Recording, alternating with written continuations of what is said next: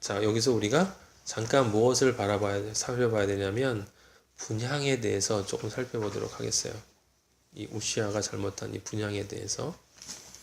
이 분향은 제사장만이 할 수 있는 걸 알 수 있어요. 분향단이 어디 있죠? 지성소 바로 앞에. 그러니까 어디 안에 있는 거예요?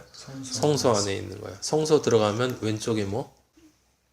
네, 오른쪽에 바로 눈앞에 보이는 데가 분향단이고, 분향단 뒤에가 휘장이에요. 휘장. 네, 휘장. 네, 맞았어요. 그래서 그 분향단에서 분향은 제사장만이 할 수가 있어요. 그 분향단이라는 것이 뭐냐라고 가만히 생각을 해보면 조금만 자세하게 한번 찾아보도록 하겠습니다. 어디냐면 출애굽기 30장 34절. 자, 여호와께서 모세에게 이르시되 너는 소합향, 나감향, 풍자향의 향품을 가져다가 그 향품을 어디에 섞냐면 유향에 섞어요.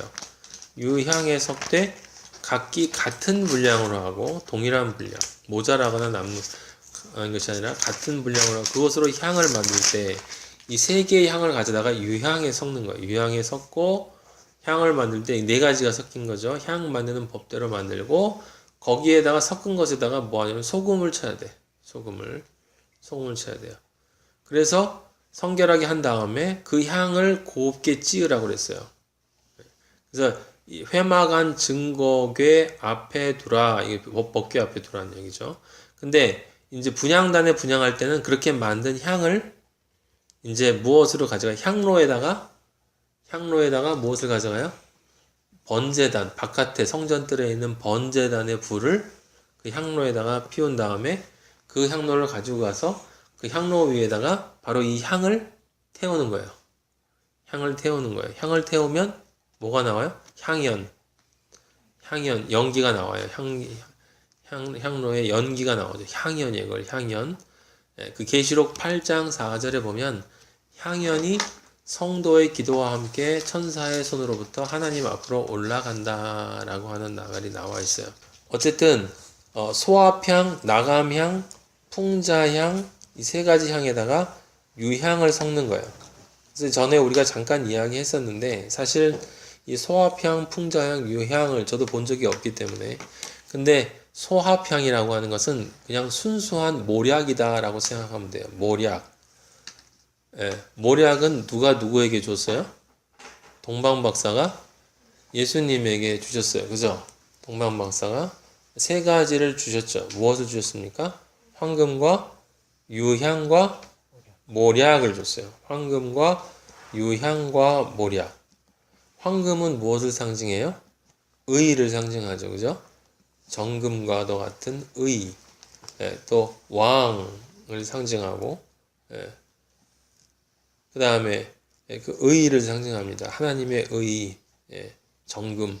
그 다음에 황금과 유향이라고 하는 유향은 이게 시체에다 바르는 향유예요. 그래서 썩는 냄새가 나지 않도록 바르는 향유를 유향이라고 하고, 그 다음에 모략은 뭐예요?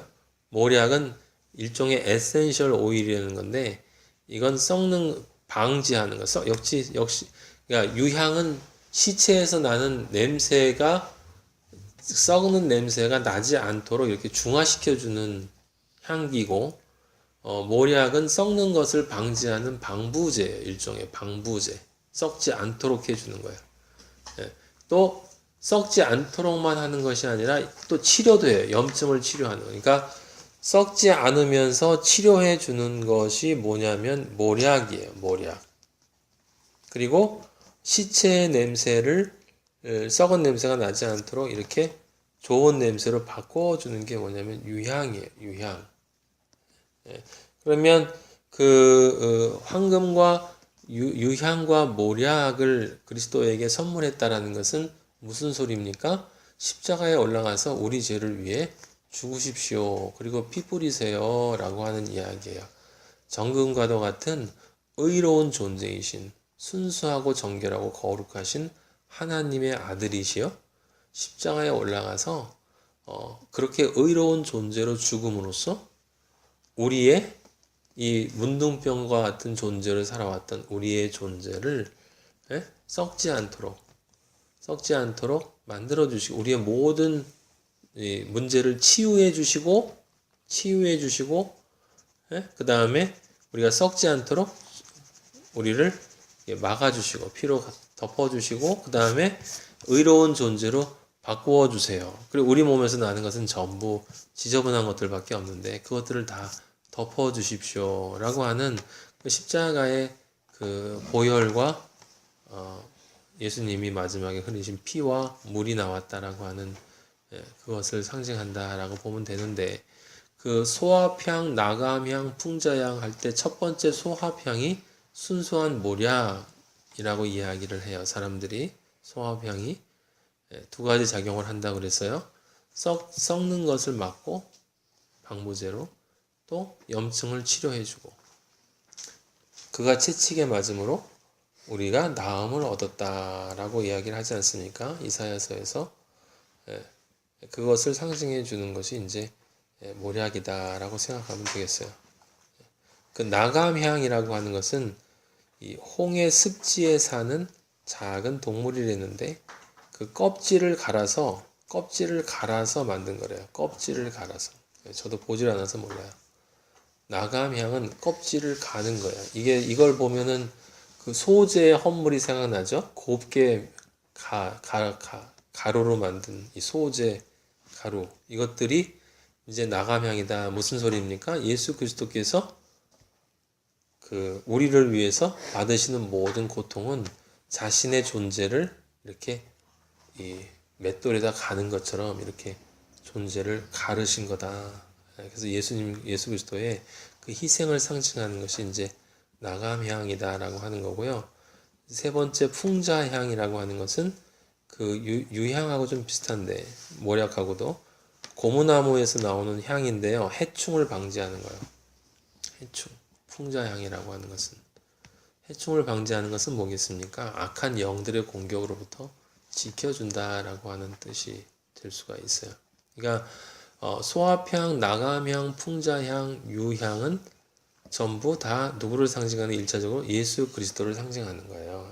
그래서 이 소합향, 나감향, 풍자향과 유향으로 섞은 것에다가 소금 뭐예요? 언약의 소금이죠. 영원한 언약을 상징하는 거예요. 소금은 영원한 언약을 상징해요. 영원한 언약. 근데 그 언약이 우리가 아는 것처럼 두 종류의 언약이죠. 그죠? 하나는 영원한 영생의 언약, 하나는 영원한 영벌의 언약이라고 하기 때문에 그래서 롯의 아내가 소금 기둥이 된 거예요. 자, 그 출애굽기 조금 전에 찾았던 데 있죠. 거기 보면 37절에 30장 37절에 보면 너희를 위하여 만들 향은 거룩한 것이라고 분명히 쓰여 있어요. 그 다음에 38절에 보면 냄새를 맡으려고 이 같은 것을 만드는 모든 자는 이 백성 중에서 끊어지리라 라는 말이 나와 있어요. 냄새를 맡으려고 이 같은 것을 만드는 모든 자는 여기 왜 냄새를 맡으려고 이걸 만들면 끊어질까? 끊어진다라는 말은 이게 뭐냐면 그 이스라엘 민족의 진영에서 쫓겨난다는 뜻이에요. 이스라엘 민족으로부터 민족 안에 더 이상 속하지 못한다는 뜻. 누가 그렇게 돼요? 나병 환자는 끊어져. 근데 냄새를 맡으려고 한다는 얘기는 무슨 뜻이겠어요? 인간적인 욕망을 위해서 한다는 뜻이에요. 그러니까 예수 그리스도를 아버지께 바치는 영적인 그러한 것이 목적이 아니라 자기가 자신을 위해서 그냥 냄새를 맡는 향 우리가 차에도 향기가 있고 방에도 있고 다 뭐예요? 스스로 하려고 하는 거예요. 그러니까 나를 위해서 하나님이 아닌 나를 위해서 그런 향을 만드는 자들은 당연히 끊어질 수밖에 없는 것이에요. 그 다음에 아까 좀 전에 말씀드렸던 이야기가 어디 나와 있냐면 레위기 16장에 나와 있는데 거기 한 번만 찾아봐요. 레위기 16장 12절을 찾아보시면 이렇게 쓰여 있어요. 향로를 가져다가 여호와 앞 제단 위에서 그죠? 번제단 위에서 피운 불을 번제단의 불은 절대로 꺼지면 안 돼요, 여러분. 제가 전에 말씀드렸어요. 번제단의 불은 한 번 피워진 다음에는 절대로 꺼지지 말아야 되기 때문에 그 불을 이동할 때도 그 불을 들고 다녔어요. 예. 왜 그럴까요? 그건 심판의 불이기 때문에 그래요. 심판은 멈추질 않아요. 멈추질 않아. 그래서 그 멈추질 않는다는 뜻이고 또 심판이 멈추지 않는다는 뜻은 또 무슨 소리냐면 예수 그리스도가 계속 그렇게 우리 죄를 위해서 돌아가셔야 된다라고 하는 것을 뜻하는 거예요. 예. 영단번에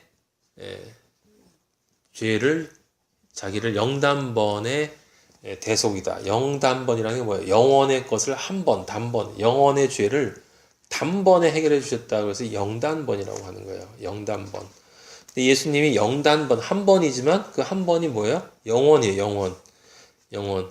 그래서 향로를 가져다가 피운 불을 그것에 채우고, 그죠? 향로 안에다가 불을 채우고 곱게 간 향기로운 향이 뭐예요? 아까 얘기했던 그 네 가지 향을 잘 곱게 빤 그 향을 소금을 친 것까지 소금을 쳐서 두 손에 채워가지고 휘장 안에 들어가서 16장 13절 여호와 앞에서 분향하여 향연으로 거기서 피우는 거예요. 여호와 앞에서 그러니까 분향단에서 그 불 위에다가 그걸 태우면 그게 향연이 연기가 나서 이제 증거계 앞 속죄소 연기가 안으로 들어간단 말이에요. 속죄소 저기 안으로 지성소 안으로 들어가서 그 연기가 꽉 채워져요. 채워지면 그러면 누가 안 죽어요? 대제사장이 죽질 않아. 그 안에 들어가도. 이게 대속죄일 때 이야기를 하는 거예요. 예. 죽질 않는 거예요. 아버지가 보면 우리가 안 보이고 예수 그리스도의 향기만 보인다. 이것을 신약에서는 뭐라고 표현한다고 그랬어요? 구름. 구름이라고 그랬어요. 예? 예. 구름 가운데 라고 할 때 그것이 바로 예수 그리스도의 이 것을 상징하는 것이다. 자, 그렇게 분향은 제사장이 드려야 되는 것이에요. 제사장. 그렇게 아버지가 정해 주셨고 그리고 그것은 예수 그리스도가 오기 전까지는 반드시 지켜야 되는 순종해야 되는 규례였어요. 그래서 우리 신명기 6장에서 봤었잖아요. 이 명령을 내 마음에 새기라고 그랬잖아. 새기고 그걸 이제 손목에 띠로 삼고 이마에다가 이렇게 적은 다음에 늘 그걸 지켜야 된다고 그랬다는 거예요. 왜냐하면 순종이 제사보다 낫기 때문에. 정말 아버지를 사랑하는 자는 그렇게 될 수밖에 없기 때문에 그런 얘기를 했는데 우시아는 그 죄를 어겼어요. 그래서 그것을 아버지가 교만이라고 얘기했고 교만의 죄는 교만의 죄의 대가가 누구예요? 사탄이죠. 사탄. 네, 사탄. 자신이 영화롭고 아름다운 존재라고 자신이 하나님과 같이 되기 위해서 하나님을 대적해 한 존재가 하나님을 배반한 존재가 사탄이란 말이에요. 그래서 아버지가 제일 싫어하시는 게 교만이다 라고 제가 저번에 말씀을 드렸고 그리고 아버지가 저를 만나 주시고도 저의 교만 문제를 오랫동안 다스렸고 지금도 다스리고 있고 그거는 우리 아버지 만날 때까지 아마도 계속 다스려져야 될 문제다라는 거예요. 예. 그 교만이라는 것이 그럼 어떤 교만이겠습니까? 여기서는 내가 예수 그리스도를 태워서 올린다라고 하는 것이기 때문에 그건 마치 자신이 그 예수 그리스도인 것 같은 흉내를 낸 거다라고 볼 수 있고 또 하나는 그 제사장만이 드릴 수 있다는 건 무슨 뜻이에요? 제사장만이 드릴 수 있다는 것은 그 물두멍에서 모든 죄를 회개하고 들어온 사람들 거룩하고 성결한 그리스도인만이 분향을 드릴 수 있는 거야. 자기 안에 있는 그리스도를. 그런데 우시아가 드렸다라고 하는 것은 무엇이냐면 이 세상적인 자기는 세상적인 존재인데 그 존재를 대신해서 제사장이 자신을 대신해 줘야 되는데 자신이 글로 들어감으로써 거룩한 것 안에 뭐가 들어간 거예요? 지저분한 게 섞인 거예요. 그죠? 거룩함과 더러움이 섞였어요. 분향하는 순간에. 그러면 뭐가 와요? 심판. 노아의 방주. 하늘의 물과 땅의 물이 섞이면 심판. 그래서 섞이는 거를 아버지가 굉장히 싫어하신다라고 하는 걸 여러분들에게 말씀을 드렸습니다. 그래서 그리고 이 모든 것들을 우시아가 전혀 지키지 않았다는 것은 하나님을 무시했다는 것이고 그것이 아버지를 향한 살인이다. 관심을 두지 않았다라고 하는 거예요. 이제 왜 우시아에게 나병이 생기는지를 알 수 있는데 여러분이 기억하셔야 될 것은 이랬기 때문에 아버지가 나병으로 친 것이 아니라, 이 말이 중요해요. 여러분. 그러한 행위를 하는 존재가 나병 환자의 행위다라는 거예요. 영적으로는. 나병 환자들이 그렇게 행동한다는 거예요. 그러니까 출애굽기 4장 6절에서 여러분 우리가 봤었죠. 모세가 출애굽기 4장 6절이에요. 모세가 하나님을 통해서 하나님에 의해서 이스라엘 민족을 구하러 갈 때 여호와께서 네 손을 품에 넣으라 했잖아. 근데 품에 넣었다가 내보니까 손에 뭐가 있었어요? 나병이 눈같이 생겨 있는 것을 확인했어요. 그리고 다시 넣으니까 살이 깨끗해졌어. 그게 무엇을 의미하는지 제가 설명을 드렸죠. 손에 나병이 생겼다라는 이야기는 너의 원래 존재가 그런 존재라는 거예요. 너의 원래 존재가 네 원래 존재, 겉으로는 네가 안 그런 척하고 깨끗한 손을 가지고 나오는 것처럼 이렇게 네가 모든 인간을 얘기하는 거예요. 모든 인간이 다 그렇게 잘난 척하고 돌아다니고 있지만 그 커플을 싹 한번 벗겨보면 모든 인간은 다 나아만이고 나병 환자다 이 말이에요. 그래서 그것이 하나님의 말씀에 순종하여질 때 다시 한번 넣어라 빼라 할 때 그렇게 할 때 치유받고 새로운 존재가 되어지는 것이다. 중요한 건 그 모세 사건에서 우리가 기억해야 될 것은 뭐냐면 모든 인간이 다 똑같다라는 사실이야. 누구나 다 원래는 나병 환자다. 우시아도 마찬가지고. 우시아도. 근데 우시아는 은혜를 받아서 그리스도인으로서 나병 환자가 아닌 존재로 의로운 존재로 살 수 있도록 아버지가 은혜를 주신 건데 그 은혜를 자신이 이제 강성해지니까 자신이 믿음 안에서 이제 어느 정도 내가 신앙도 있어졌고 뭐 누구보다도 내가 이 정도면 내가 그리스도인으로 아버지가 볼 때 기뻐할 수 있는 존재가 된 거 아닌가 하는 바로 그 순간에 선줄로 안자가 되기 때문에 넘어지는 거예요. 그래서 원래 내 존재가 무엇이었는가를 아버지가 깨닫게 해주심과 동시에 네가 그렇게 하는 행동이 바로 나병 환자의 행동이다라고 하는 것을 보여주는 거예요. 그게 출애굽기 4장 6절이었고 그 다음에 그런 상태가 실제로는 뭐라고요? 살이 반이나 썩어서 모태에서 죽어서 나온 자다. 모태에서 죽어서 나온 자야. 그게 민수기 12장 12절에 누가 받은 거예요? 미리암이 민수기 12장 12절에 모세하고 아론에게 대들다가 모세에게 대들다가 아론하고 함께 모세에게 대들다가 나병에 걸렸는데 아론이 지금 모세한테 부탁할 때 살이 반이나 썩어서 벌써 반이나 썩었다 이 말이에요. 그래서 모태로부터 죽어서 나온 자 같이 되지 않게 하소서. 반드시 그렇게 될 것이니까 살려달라 이 말이죠. 모태에서부터 죽어서 나온 자 같게 하지 말아달라는 게 무슨 얘기입니까? 하나님의 은혜에서 떨어지지 않도록 끊어지지 않도록 잘못했는데 죄를 고백하고 용서를 구하니 제발 끊어지지 않도록만 해 주십시오 라고 이야기를 해요. 그리고 우리가 확인한 이야기가 또 있었죠. 열왕기하 5장 27절에 나아만의 나병이 누구에게 갔어요? 게하시에게 갔어요. 게하시에게 갔어요. 게하시에게는 왜 갔어요? 탐욕 때문에. 근데 그 탐욕도 밑에 그 탐욕이 있으면 무엇이 오게 되는 겁니까? 탐욕이 불순종을 낳는단 말이에요. 불순종을. 그러니까 이 우시아도 마찬가지고 그 불순종의 밑바탕에는 탐욕이 깔려 있다는 걸 우리가 알 수 있고 그 탐욕 밑바탕에는 나라는 존재가 깔려 있다는 걸 알 수가 있는 거예요. 그러니까 열왕기하 5장 27절에 나만의 나병이 너에게 갈 거다. 너 자손에게 미칠 거고 영원히 갈 거야. 게하시가 그 앞에서 나오자마자 나병이 눈같이 생겼다라고 나와 있어요. 그리고 우리가 또 봤던 사건이 또 있었죠. 열왕기하 7장 9절에 보면 4명의 나병 환자들이 있었어. 4명의 나병 환자들. 알죠? 성 앞에서 있었던 그 사람들. 4명의 나병 환자들이 이게 무슨 얘기예요? 출애굽기 4장 6절에 모세와 똑같은 이야기지. 그러니까 세상에 있는 모든 존재가 뭐라고? 나병 환자라고. 그 성문 앞에 나병 환자들이 있었다는 얘기는 무슨 얘기냐면 그 성 안에 있는 모든 존재들이 바로 그 나병 환자들이라는 얘기예요.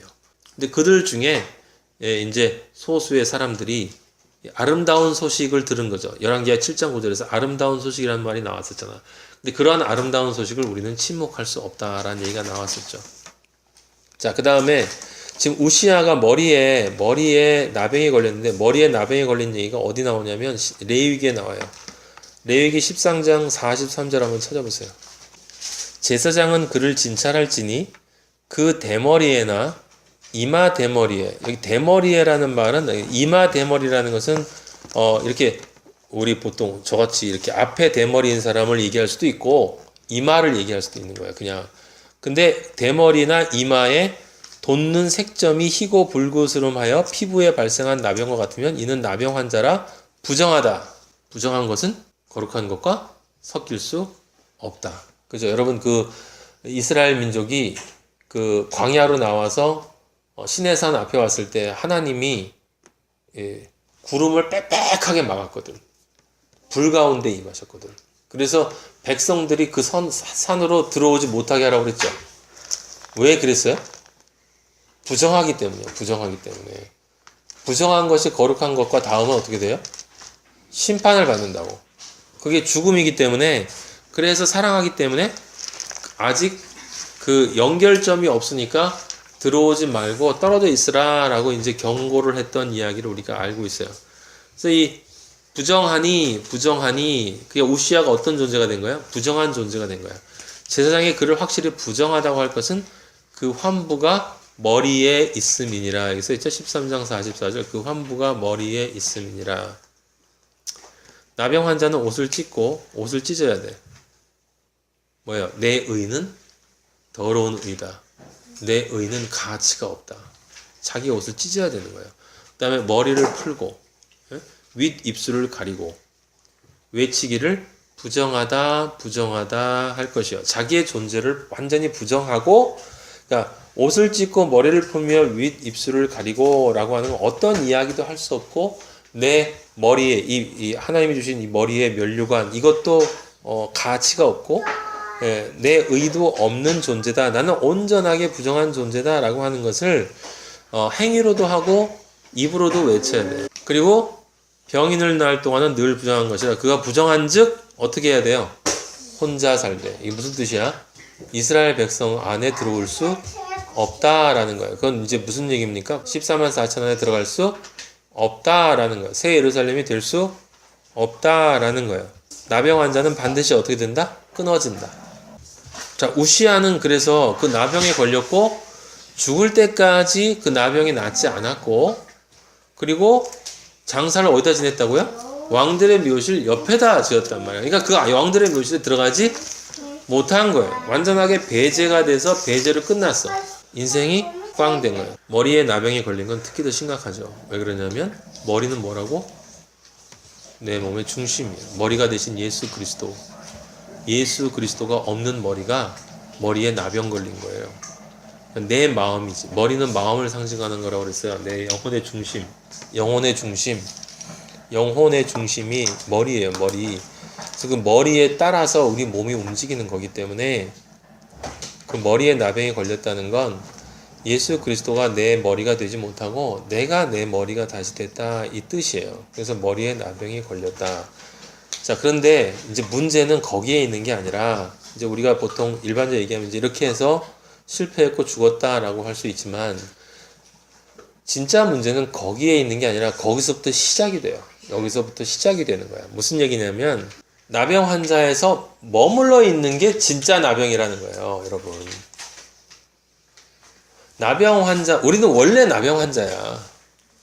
우리는 원래 나병 환자고, 그래서 다윗을 비롯해서 모든 훌륭한 그리스도인들도 다 은혜를 받아서 그 나병으로부터 치유를 받았지만 자기의 삶 속에서 끊임없이 나병 환자의 존재로 다시 돌아간단 말이에요.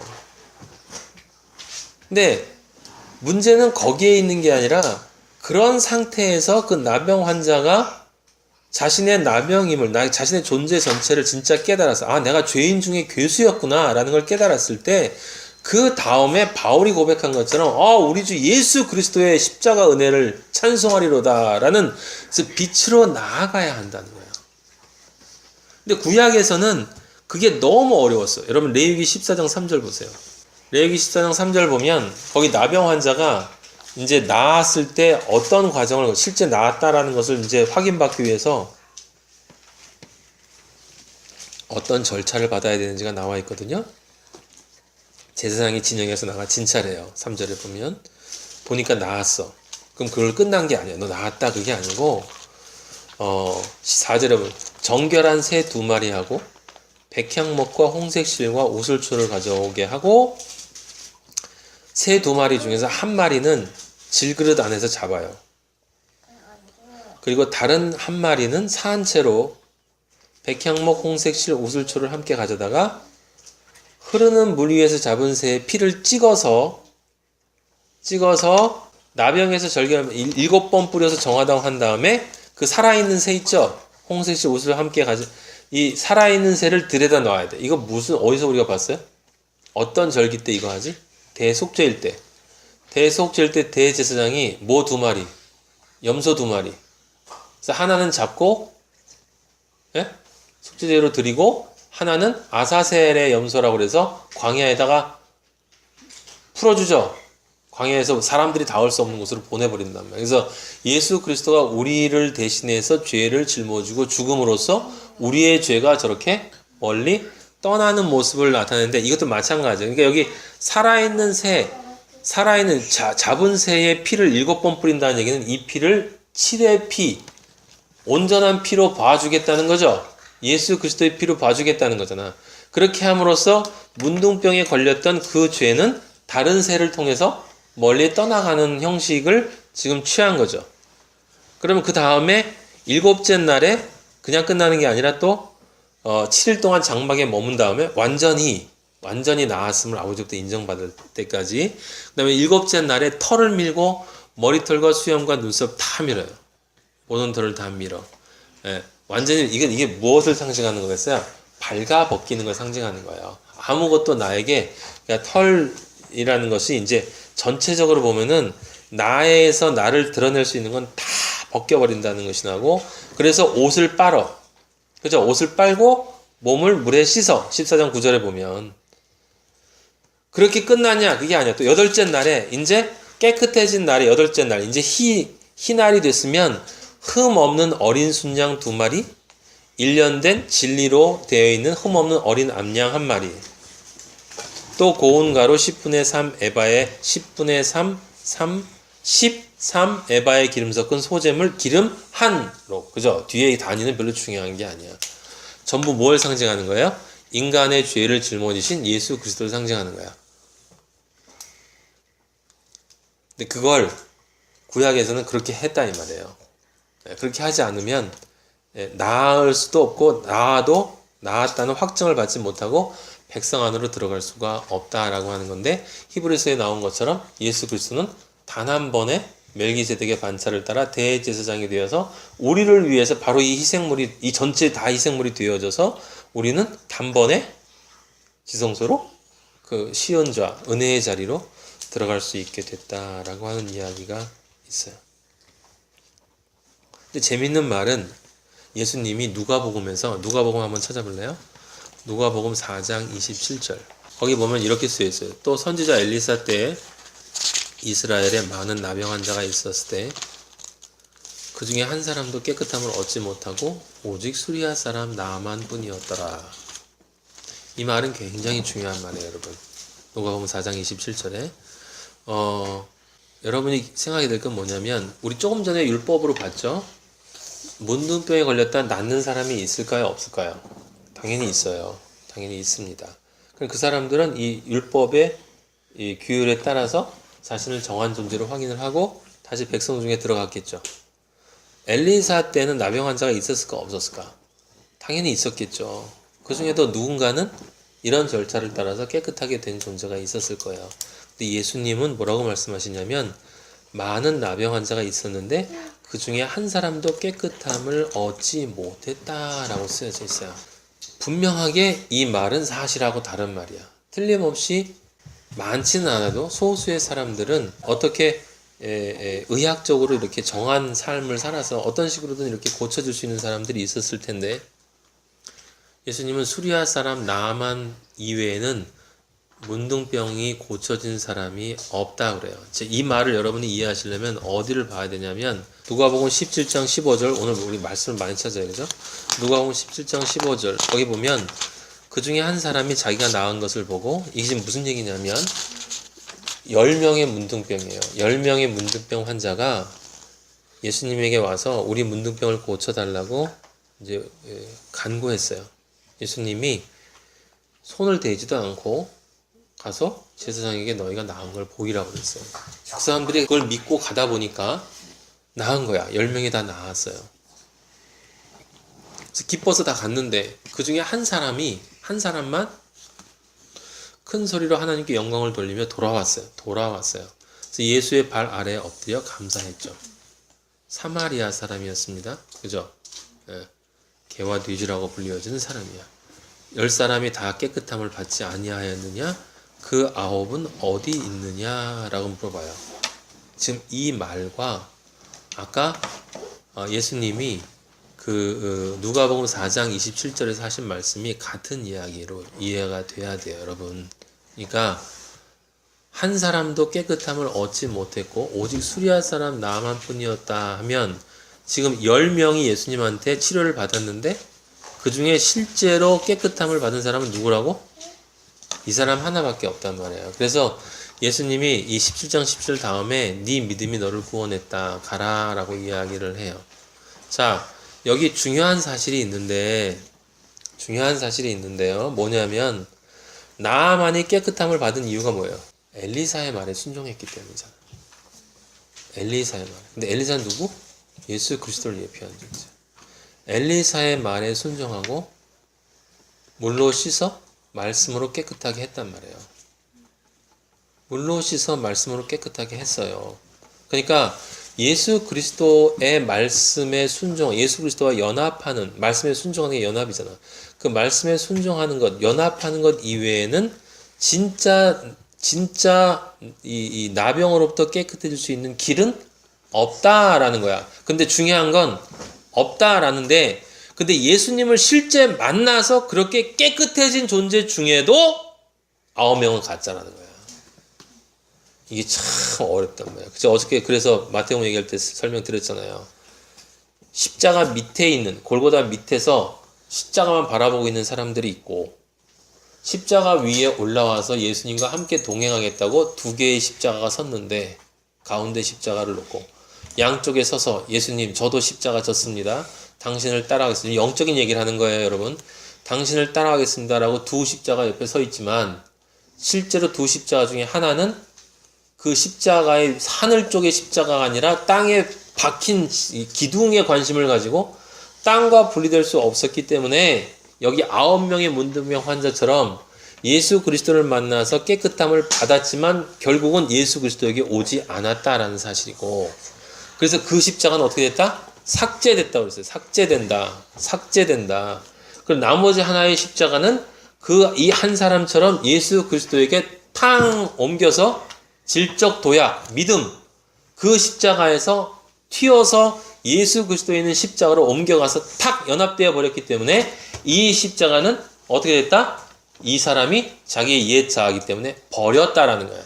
그 십자가 역시 아직 세상 것에 물들어 있는 것이기 때문에 그걸 온전히 버리고 예수 그리스도의 십자가만이 무슨 십자가? 진짜 십자가. 그래서 골고다 산에는 마지막 최후의 뭐만 남는다? 십자가 하나밖에 없다. 십자가 하나만 남는다. 거기엔 3개의 십자가가 마지막에 남는 게 아니라 하나는 삭제되고 하나는 버려지고 예수 그리스도와 연합되어지기 때문에 그 연합되어진 그 사람만, 나아만, 그리고 이 10명 중에 이 한 사람, 사실은 이것도 상징하는 이야기지만 이 사람만이 그렇게 된다는 얘기고, 더욱 중요한 건 아까 우리가 구약에서 나병 환자가 깨끗함이라고 하는 것을 선포받기 위해서, 정함이라는 선포받기 위해서는 얼마나 복잡한 절차를 거치느냐. 근데 신약에서는 마태, 마가, 누가복음 계속 보면 예수님이 나병 환자에게 뭐라고 하냐면 가서 손을 탁 대고 내가 원하니 깨끗함을 받아라. 그럼 그죠? 그 다음에 예수님이 손을 대지도 않고 가서 제사장에게 보여. 이렇게 10명한테 그렇게 말했단 말이에요. 그러니까 그리스도라고 하는 존재랑 연합되어지는 것이 얼마나 쉽고 사실은 얼마나 간편하고 우리가 얼마나 은혜인지 모른다 이 말이에요.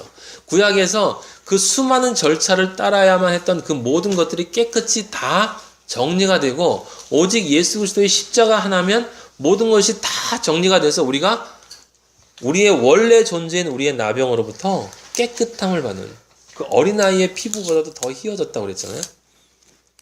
계시록에 보면 그게 사람이 빨아서 절대로 희게 할 수 없는 그런 흰 옷을 입고 나온다 그랬어 우리가. 근데 어저께 말씀을 준비하면서 봤는데 참 신기한 게 하나 있었어요. 여러분, 나병이라는 것에 대해서 이렇게 쭉 찾아봤는데 구약을 계속 했는 나병에 대한 얘기가 쫙 나오고 지금 얘기한 것처럼, 그리고 마태 쭉 나오고 마가 쭉 나오고 누가복음, 근데 요한복음에는 나병이라는 단어가 없어요. 없더라고. 여러분 한번 찾아보세요. 있나? 요한복음에는 나병에 대한 치유에 대한 이야기가 없어요. 그게 사실이 맞다면 그건 예수 그리스도가 요한복음에서는 뭐로 나오기 때문에 하나님의 여시거든요. 하나님이신 예수 그리스도를 나타내는 게 요한복음이에요. 그래서 요한복음 이후에는 나병에 대한 얘기가 없어요. 사도행전에도 없고 그 뒤에도 없어. 마태, 마가, 누가에만 있어. 참 신기해요.